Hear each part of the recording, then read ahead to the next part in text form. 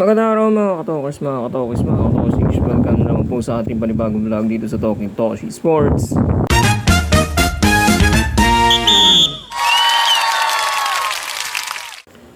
Alright, pag-usapan natin itong si Jimmy Alapag, Mighty Mouse Jimmy Alapag, na hinirang na bagong head coach ng NLEX Road Warriors. Ano kaya magiging kapalaran? Ano kaya magiging fate?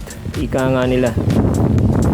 At magtatagumpay kaya sa pamamagitan ng pamumuno ni Jimmy Alapag ang NLEX Road Warriors? Ano ang kanilang magiging anong sasapitin nila? Ano ang end result nitong lahat na ito sa pagpapalit ng coaching or head coach ng NLEX Road Warriors? Papunta galing kay Coach Jongwee Chico, papunta dito sa medyo batang-bata na si Coach Jimmy Alapag. Tingnan ngayon natin ang mga puntos para maunawaan natin kung ano nga ba ang maihahatid niyang maganda dito sa NLEX Road Warriors. Okay, ito na ang tanong natin.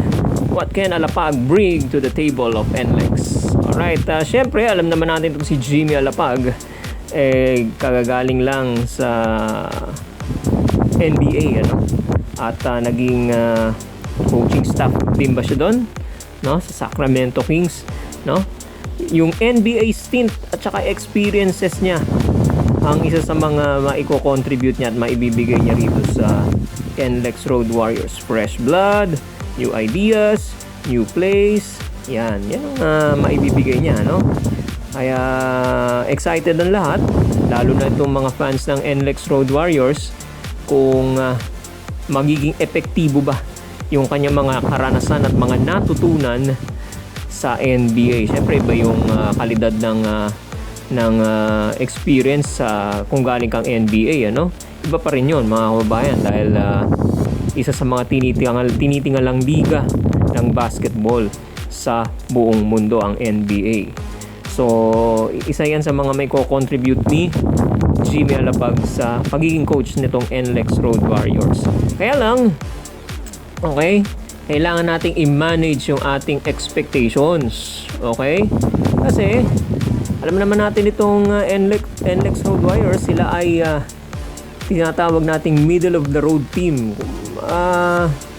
Kumbaga average, maganda sa una, tapos medyo nagfo-falter sa bandang gitna hanggang sa mawala na sa dulo. Okay, kita nyo naman yan sa Commissioner's Cup. Okay, number 1, tapos na-eliminate ng TNT. Okay, yan. So medyo middle of the road, kumbaga average sa gitna. Pwedeng manalo, minsan talo naman, at kadalasan kinakapos din, mga kababayan. Okay, so let's just manage our expectations. Bakit?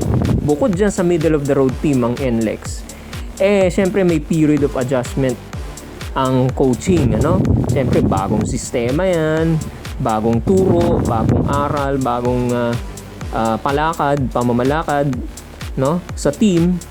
Okay? Mag-a-adjust both si Coach Jimmy Alapag sa players, ganun din naman yung mga players kay Coach Jimmy Alapag. Okay? Tapos yung ikot ng mga players, yung rotation niya, medyo maiiba yan dahil syempre iba naman ang coaching style ni Coach Jongwee Chico kay Coach Jimmy Alapag. So bigyan natin ng chance itong si Coach Jimmy Alapag na mag-adjust sa players, ganun din naman yung players sa coach, sa bagong coach nila. Okay? Kaya importanteng ma-note dito, mga kabayan, ay maitala nila agad yung kanilang unang panalo. Okay? Maaga pa lang kailangan urumatsyada na sila rito. Okay? Pero syempre, again, huwag tayong magugulat kung sa unang laro nila talo sila. Alright? Pero syempre, i-expect pa rin natin na magkakaroon yan ng kumbaga learning curve. Ika nga nila, habang tumatagal yung conference, okay? Syempre mas makikita natin na magi-improve yung laruan ng NLEX Road Warriors. at maiiba ang takbo ng laruan nitong NLEX, no? Alright, second point, okay? Ang maibibigay niya yung character of being a leader. Alam naman natin to si Jimmy Alapag, team captain ng Gilas Pilipinas na natatandaan nyo ba yung talagang glorious moment ng Gilas Pilipinas? Kasama niya si Pingri, si Rani Del De Ocampo. Yun ang batch na talagang ako personal, yun ang gusto kong batch, ano, yung Pingri, sila, no, Alapag, De Ocampo, Japet pa yata, kasama yata doon, ano. O basta yung batch na yun, talagang exciting maglaro dahil isang natatandaan kong event dyan, yung na-break natin yung curse ng Korea. Okay? Nanalo tayo, no? At we booked a ticket sa sa World Cup, ano? Kaya masaya tayo nun. Okay? At si Jimmy Alapag, isa sa mga naging leader. Okay? At nanguna sa panalo ng Gilas Pilipinas versus South Korea. Okay? Ngayon, ito si Jimmy Alapag, pwede niya ipasa yung leadership skills niya, yung leadership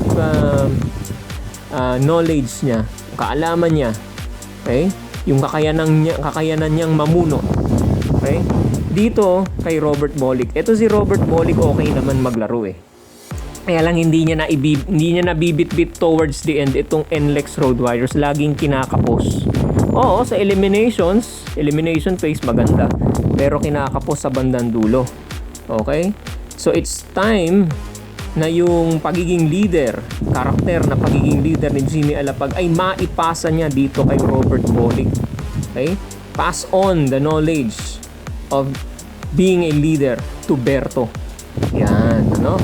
At yung additional skills that complements his leadership na maaari niya maipasa dito kay Berto, no, alam naman natin itong si Alapag talagang pagka crunch time, talagang ginagather niya yung teammates niya, sinasabi niya kung ano yung dapat gawin, may ano yung play.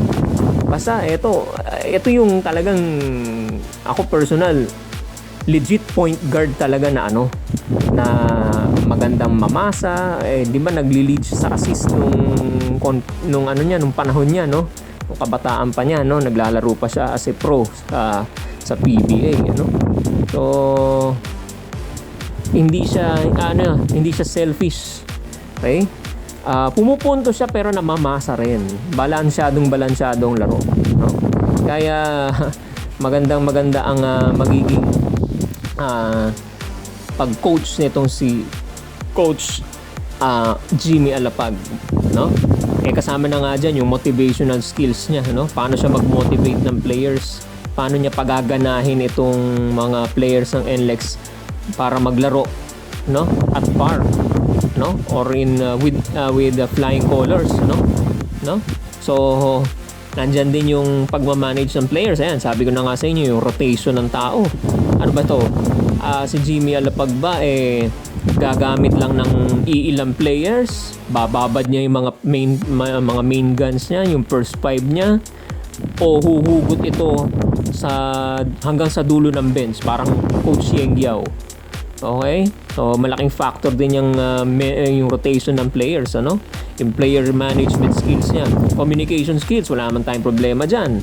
Ay, maganda naman, magaling naman magsalita si Jimmy Alapag, At technical skills, ayan, yan ang magiging tanong natin.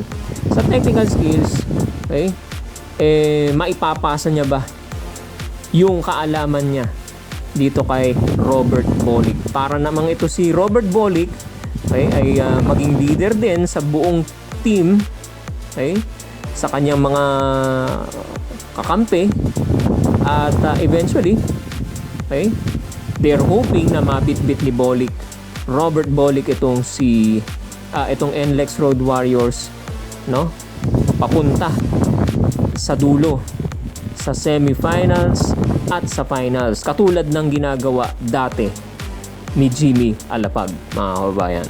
Okay? Yeah. So So, yan po ang ating masasabi mga kababayan, ano? Dito sa bagong talagang head coach ng NLEX Road Warriors. Walang iba kundi ang Mighty Mouse who saves the day. Ika nga nila. Etong si Jimmy Alapag, mga kababayan.